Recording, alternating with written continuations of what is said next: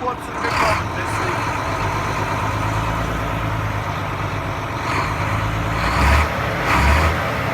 Wir können auch in den